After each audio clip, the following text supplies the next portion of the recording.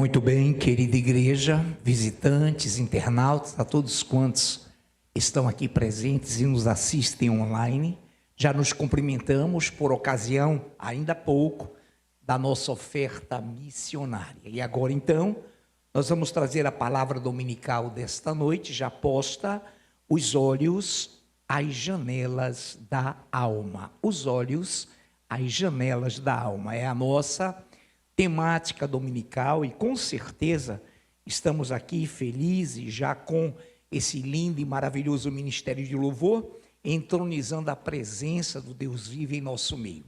Então nessa noite, nessa temática os olhos às janelas da alma, eu quero ler um texto muito conhecido de toda a amada igreja que se encontra no Evangelho de Mateus, no seu capítulo meia dúzia, Mateus, verso 6, versículos de 22 ao 23.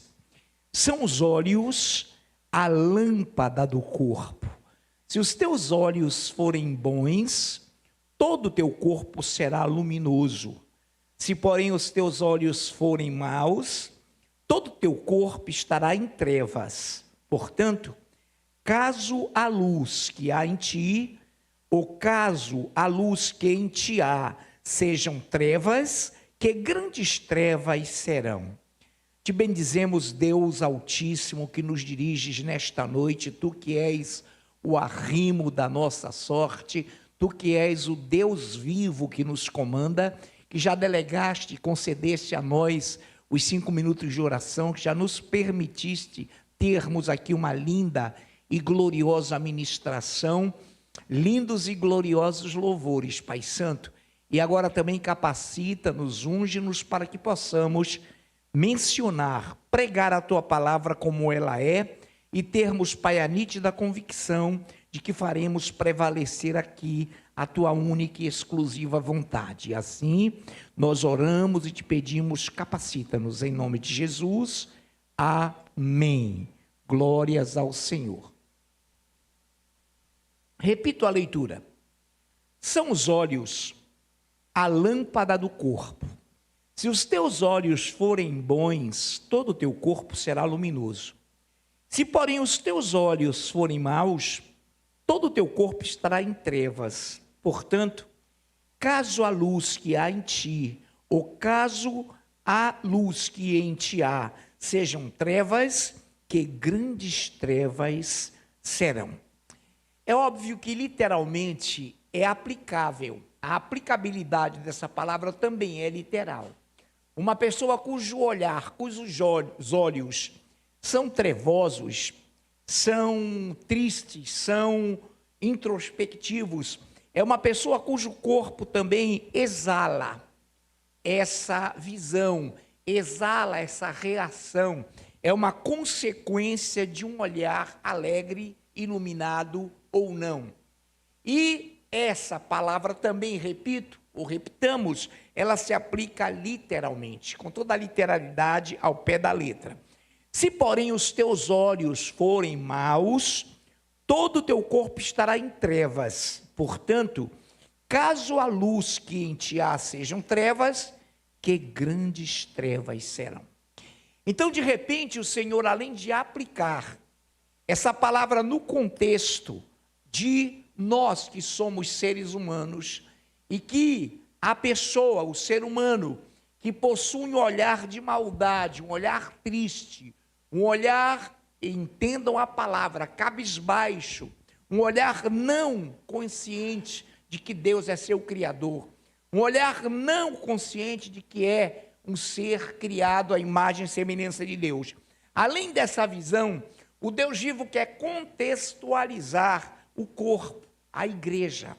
Quando nós que somos membros do corpo de Cristo, quando nós que somos partícipes deste organismo vivo, chamado Igreja do Senhor, e a Bíblia diz que nós somos corpo, como membros que somos, uns são mais nobres, que são os olhos, a boca, o nariz, deste pregador, daquela ministradora, daqueles ministros de louvor, vocalistas, instrumentistas que aqui estavam, eles possuem elementos nobres, membros nobres, e outros membros menos nobres em termos de visibilidade, mas que são importantes. Eu sempre repito, quando trabalhamos corpo, igreja, organismo vivo, eu sempre repito esse exemplo. Alguém aí está vendo o meu dedo mindinho do pé? O da mão sim, não é? Se fixar bem, se detalhar bem, verão. Mas do pé não. Porém, sem esse dedo mindinho do pé, eu estarei mancando, porque ele faz parte do geral, do equilíbrio, da estabilidade do corpo. Então, se a luz que há em nós, para arregimentarmos, para sermos membros deste corpo que funciona na integralidade, na cooperação de todos os membros para com o corpo, pois em que pese sermos muitos membros, somos um só corpo, somos uma só igreja, somos um organismo vivo do Senhor. Se os nossos olhos forem maus, tão mal será a nossa participação no corpo de Cristo. Se a luz que há em nós se tornarem em trevas, então a Bíblia diz que grandes trevas serão. Então, nesta noite, a primazia que nós temos aqui da parte do Senhor não é apenas isolarmos e detalharmos e identificarmos o ser humano triste ou alegre de olhar, mas, acima de tudo, colocarmos o ser humano na igreja, no corpo, como membro vivo, ativo, partícipe. E quando ele é luz, toda a igreja, todo o corpo, por ele e através dele, será luminoso. Caso ele seja trevas, que grande trevas, se essa luz que há nele se tornar, que grandes trevas ou que grandes trevas serão.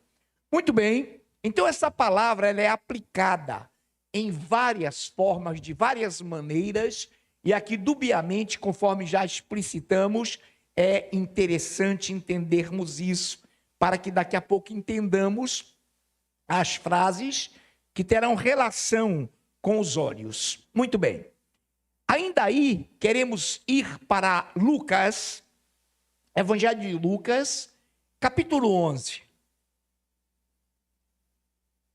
Evangelho de Lucas, capítulo 11, versículo 13, com a minha amada, linda, ungida, pastora da IUF, minha amada esposa, que já ministrou e continuará ministrando, ela nos lerá Lucas 11, 33, minha pastora. Ô, meu amor, foi que falei? Lucas 11? Não, Lucas 11, 33. Tem isso? Se tem, leia. Amém, minha pastora, o erro foi meu. Lucas 11, 33. Vai, pastora. Ninguém, depois de acender uma candeia, a põe em lugar escondido, nem debaixo do alqueire, mas no velador, a fim de que então vejam a luz. Ninguém, nos leu muito bem a pastora, depois de acender uma candeia, uma lâmpada, a põe em lugar escondido, nem debaixo do alqueire, mas no velador, num lugar de destaque, a fim de que os que entram vejam a luz.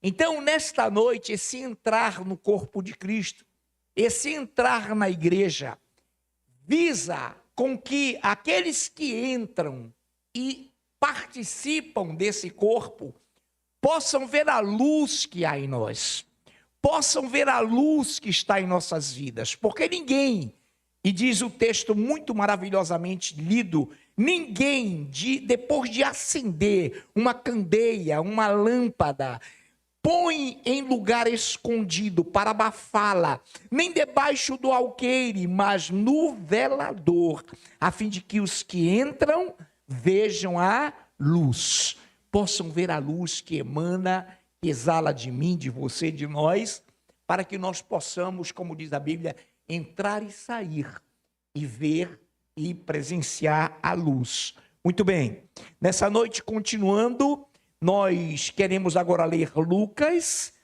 11:3-6, ministro Anderson Vecchioni nos dará a honra de ler Lucas 11:3-6. Lucas 11:3-6. E, portanto, todo o teu corpo, por luminoso, em qualquer parte de trevas, será todo resplandecente, como a candeia, quando te ilumina em plena luz. Oh, glórias a Deus. Se, portanto, todo o teu corpo for luminoso, sem ter qualquer parte em trevas, será todo resplandecente, como a candeia, quando te ilumina em plena luz. Então, há da parte de Deus, há da parte do Senhor, o proprietário desse corpo, cabeça desse corpo, da igreja, que sejamos luz, que não haja qualquer parte nossa em trevas, mas que todos, como membros, sejamos luz, para que possamos iluminar, para que possamos exalar a plenitude da luz. E o Senhor foi muito categórico quando disse: eu sou a luz do mundo, eu sou também o sal da terra e a luz do mundo. Ninguém, o Senhor foi categórico, o Senhor é tremendo, ninguém que está nele anda em trevas, amém, amados? Mas quem está nele anda na luz. Eu quero também, nesta noite, me reportar com a amada igreja a Jeremias, capítulo 5, versículo 21. Jeremias, capítulo 5, 21. O irmão ministro André Lima tem a nossa versão? Pois não, muito obrigado, André. Já o André Lima vai nos ler Jeremias 5, 21. Ouvi agora isto, ó povo insensato e tendes olhos e não vedes, tendes ouvidos e não ouvis. Ouvi agora isto, ó povo insensato e sem entendimento, que tendes olhos e não vedes, tendes ouvido e não ouvis. Deus não está falando aqui de cegueira física, nem de surdez acidental. Ele está falando de olhos e ouvidos que não possuem a aptidão de entender as coisas espirituais, de entender as coisas que, por exemplo, nesta noite estão sendo pregadas, como luz, como os olhos, como a luz do Senhor que deve em nós brilhar, ou brilhar em nós. Ouvi agora isto, ó povo insensato. Aqui ninguém é insensato. Quem não é insensato aqui já está dizendo amém lá no coração, com certeza. Ouviu agora isto, ó povo insensato e sem entendimento, que tendes olhos, olha, possui olhos, possui o globo ocular, não é cego, mas não vedes, não entendeis o que Deus tem para o seu povo. Tendes ouvidos e não ouvis. Então são pessoas cegas e surdas para a vontade de Deus. Cegas e surdas para aquilo que Deus fez e faz. E continua fazendo. Mesmo antes de nós, aceitarmos o Senhor e de nos rendermos a Ele pela menção de sua palavra, de sermos libertos do império das trevas e sermos transportados para o reino do Filho do seu amor, mesmo antes, mesmo sem nunca termos sequer ouvido, e há tribos, e há lugares, aldeias que nunca se ouviu, ou nunca ouviram falar do Senhor. Mas a Bíblia tem uma premissa que é antes da lei, é antes da palavra escrita, que foi registrada também pelo salmista. Os céus proclamam a glória de Deus e o firmamento anuncia as obras de suas mãos. Por isso, quando o homem contempla essa grandeza, essa grandiosidade, ele é indesculpável, porque ele sabe que alguém fez isso, alguém superior e muito superior fez isso. Então é bom que possamos ouvir e ver o que Deus tem para todos nós nesta noite. A visão espiritual é uma visão de discernimento, e é a essa visão de que nós hoje estamos tratando, são a esses olhos que o Senhor está fazendo menção, olhos espirituais, a participação minha, sua, nossa, no corpo, na igreja, no organismo vivo, que é a igreja do Senhor. Que coisa tremenda. E nessa noite ainda, eu quero ir com a amada igreja ao livro do profeta Isaías, 43, 18 ao 19. Quero que a nossa amada ministra Carla Lobato nos leia Isaías 43. Hoje o Levi está trabalhando no Senhor, como sempre, né, Levi? Cabra guerreiro do Senhor. Isaías 43, de 18 a 19, Carla Lobato.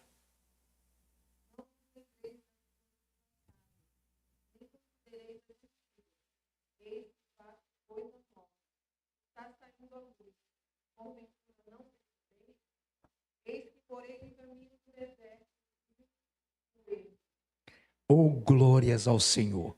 Não vos lembreis, já muito bem lido pela Carla Lobato, nossa ministra, não vos lembreis das coisas passadas, e nem considereis as antigas. Eis que faço coisa nova, que está saindo à luz. Porventura não o percebeis? Eis que porém um caminho no deserto e rios no ermo.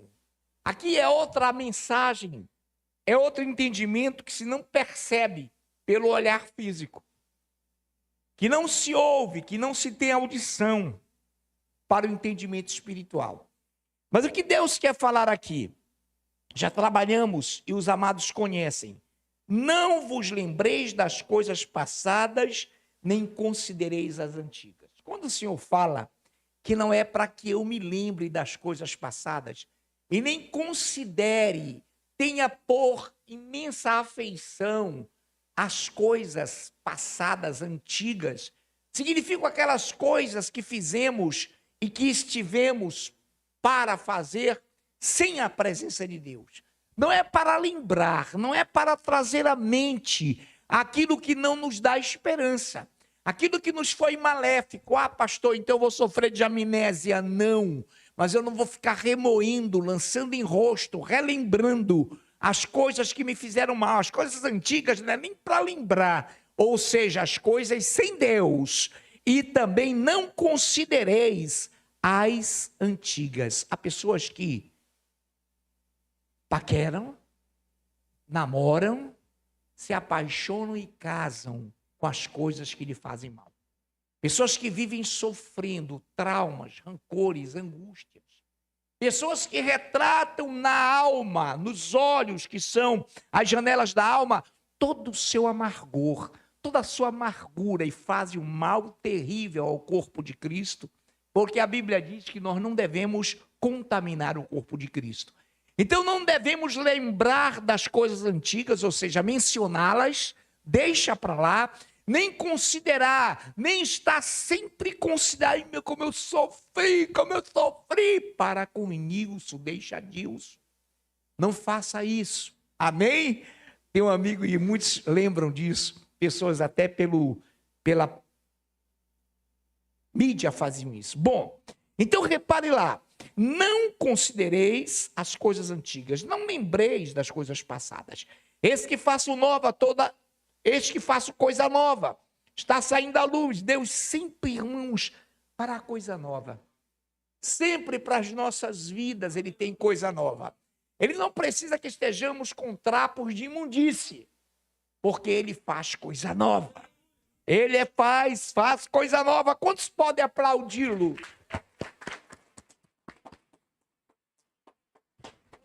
Mas Ele faz coisa nova, que está saindo à luz, porventura não o percebeis? Eis que porém um caminho no deserto e rios no ermo. Deserto é provação, deserto é angústia, deserto é falta de Deus, mas o Senhor quer dizer que Ele vai colocar no teu deserto águas que transbordarão, rios no teu ermo. O ermo é deserto também. O Senhor é maravilhosamente benigno, Ele é glorioso, Ele é Deus. Ele pede que nós nos despojemos das coisas antigas que nos fizeram mal e não as consideremos, porque Ele sim deve ser considerado. Amém? Glórias ao Senhor. Muito bem, ainda assim queremos lembrar algo. que está em Filipenses 3, de 13 a 14. Filipenses 3, de 13 a 14. Eu pediria se o Renê tem nossa versão. Renê tem nossa versão, Levi já vem aí como um raio. Glória a Deus. Obrigado, Levi, pela sua operosidade. Glória a Deus, meu irmão.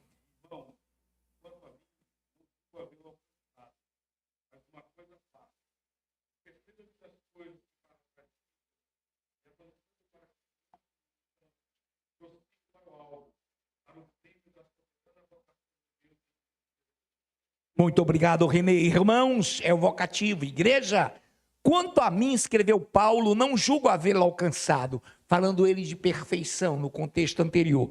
Não julgo havê-lo alcançado, mas uma coisa faço, esquecendo-me das coisas que para trás ficam. O que é isso? Coisas que me fizeram mal, coisas que não glorificaram a Deus na minha vida, coisas que não deram a Ele a honra devida. E avançando para o alvo. Qual é o alvo? A soberana vocação. Cristo é o nosso alvo, amém? E avançando para o alvo. Olha que coisa tremenda. Avançando para o alvo e para as coisas que diante de mim estão, prossigo para o alvo. Agora sim, cheguei. Para o prêmio da soberana vocação de Deus em Cristo Jesus. Então, tudo o que devemos fazer é esquecer, é desapropriar, jogar fora no lixo tudo quanto te fez e nos fez mal. E partamos para o alvo, para o prêmio da soberana vocação de Deus em Cristo Jesus. É Ele, irmãos, que nos faz andar altaneiramente. É Ele que nos faz vencer. E em Provérbios 15, 30, diz algo também tremendo. Provérbios 15, 30. O olhar de amigo alegra o coração. As boas novas fortalecem até os ossos. É isso mesmo que está aí? Todos concordam? Amém. Olha que coisa linda. Mas vocês concordam com o conteúdo? Amém. O olhar de amigo agrada o coração. As boas novas fortalecem até os ossos. As boas notícias, as coisas novas, a coisa nova que Deus faz, fortalece até os ossos. E também nós queremos lembrar de Lamentações de Jeremias. Lamentações 3, 21. Quero trazer à memória o que me pode dar esperança. Quero trazer à memória, quero lembrar das coisas que me dão esperança. Não quero lembrar das coisas antigas que me fizeram mal, lamentáveis, passadas. Quero trazer à memória, o que é isso? Lembrar as coisas que... trazer à memória o que me pode dar esperança. Quantos aqui nesta noite estão cheios de esperança? Tá ruim o mundo, tá ruim o Brasil? Ele vem. E você vai para a glória, em corpos de glória. Aplauda o Rei.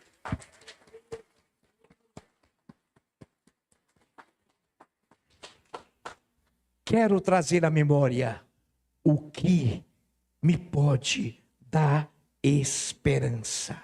Oh, glórias a Deus. Só lembre, só considere o que te dá esperança, igreja. O que dá uma esperança viva, eficaz, imorredoura, sobremodo maravilhosa. Fora disso, não faça, porque não pode te fazer feliz. Existe uma frase, e eu vou deter aqui várias, e vou trabalhar com várias, para que você, para que eu, para que nós tenhamos essa visão tremenda. Preste bem atenção. Essa frase aqui é algo que nos impacta, que nos impressiona. Não deixes que a tristeza do passado e o medo do futuro te estraguem a alegria do presente com Deus. Tudo que nós já falamos, tudo que o Senhor já nos pré-estabeleceu, está aqui.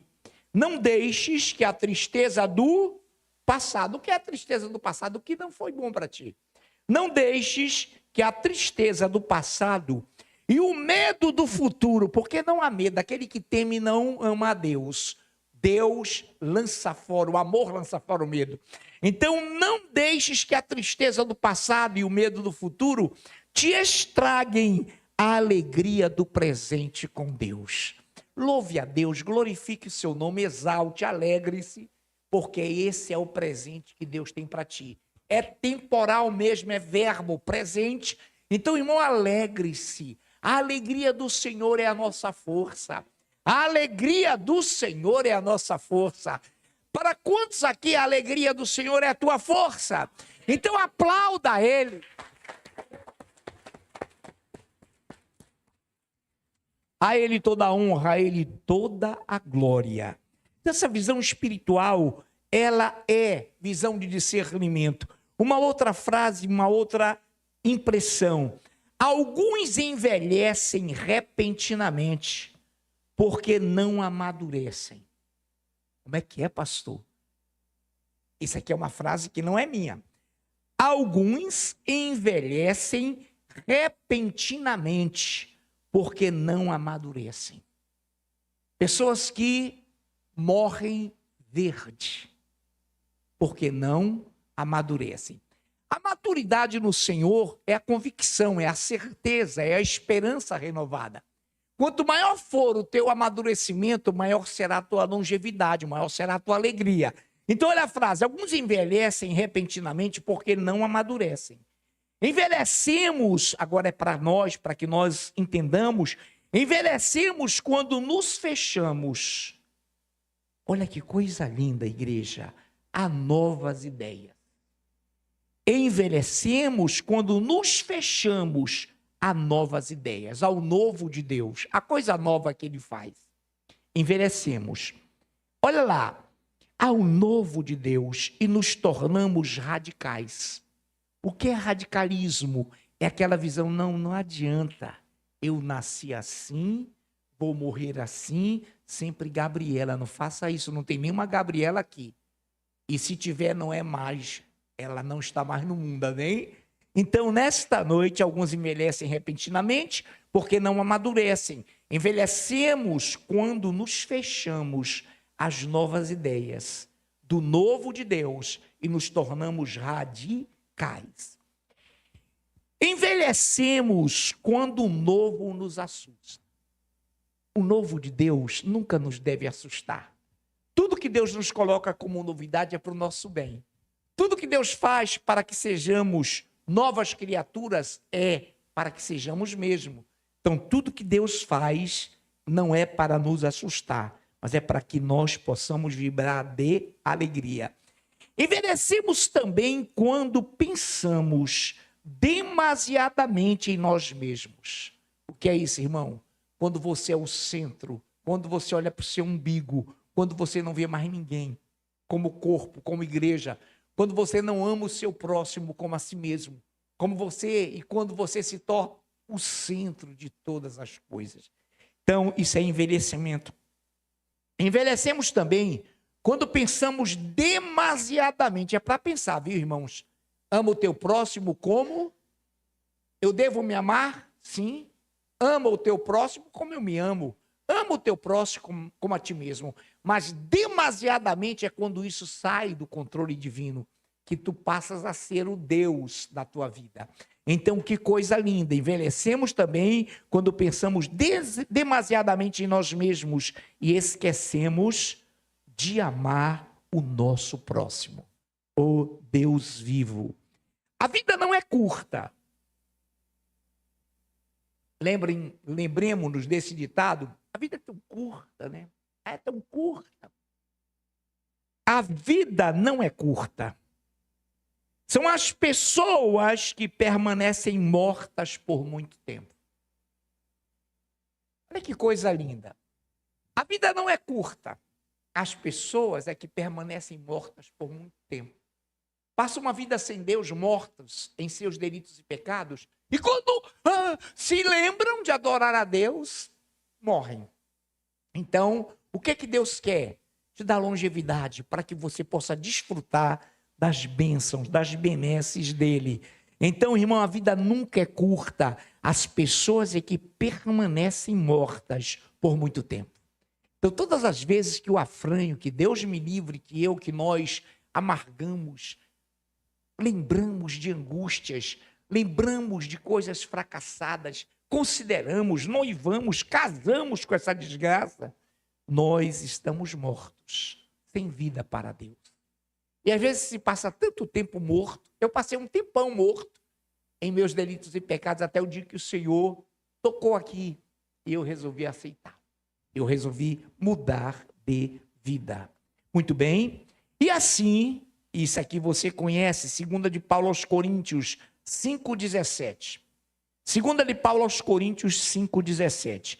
E assim, se alguém está em Cristo, é nova criatura. As coisas velhas, antigas já passaram, e eis que se fizeram novas. Ei, igreja, as coisas velhas passaram. As coisas antigas não são mais para ser lembradas nem consideradas. Elas passaram, você é nova criatura. Nós somos novas criaturas. Por isso o Senhor diz que como novas criaturas, todas as coisas em nós se fizeram novas. Amém, queridos? Glórias ao Senhor.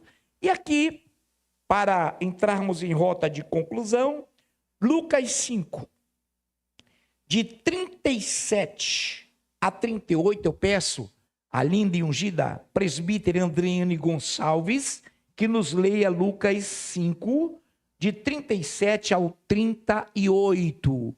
O Levi já está lá com a presbítera Andriane, que já nos vai ler Lucas 5, de 37 ao 38. Ninguém põe vinho novo em outros velhos, pois o vinho novo romperá os outros, e tornará e os outros se estragarão. Pelo contrário, vinho novo deve ser posto em outros novos, e ambos se conservam. Obrigado, presbítera do Senhor. Muito obrigado pela leitura, já muito bem estabelecida, já muito bem feita, pela nossa presbítera Andriane Gonçalves, para quem não conhece, a esposa do nosso presbítero Luciano Gonçalves. Então vamos lá? Lucas, já lido pela presbítera, Lucas 5, de 37 ao 38. E ninguém põe vinho novo em odres velhos, pois o vinho novo romperá os odres velhos, claro. Entornar-se-á o vinho e os odres se estragarão. Pelo contrário, vinho novo deve ser posto em odres novos e ambos se conservam. O que é vinho novo? A novidade do Evangelho. O que é vinho novo? A novidade da palavra de Deus. O que é vinho novo? A verdade da palavra de Deus.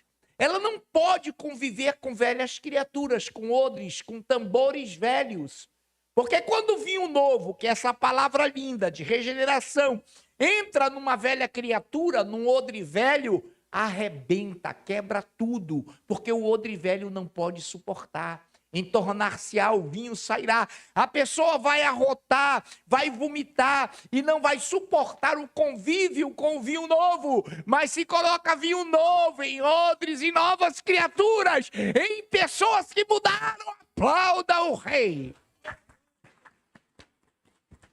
Pastora Anailfe, minha linda, e Ministério de Louvor, cheguem. Senhor, muito obrigado por essa palavra simples, vinda do teu trono. Curta, porque é um domingo maravilhoso, que o Senhor possa agora ser exaltado por esse magnífico ministério de louvor, que possamos agora adorar-te diante da tua glória, e que possamos agora, Pai, juntos nos unirmos em louvores e adoração. Em nome de Jesus, amém.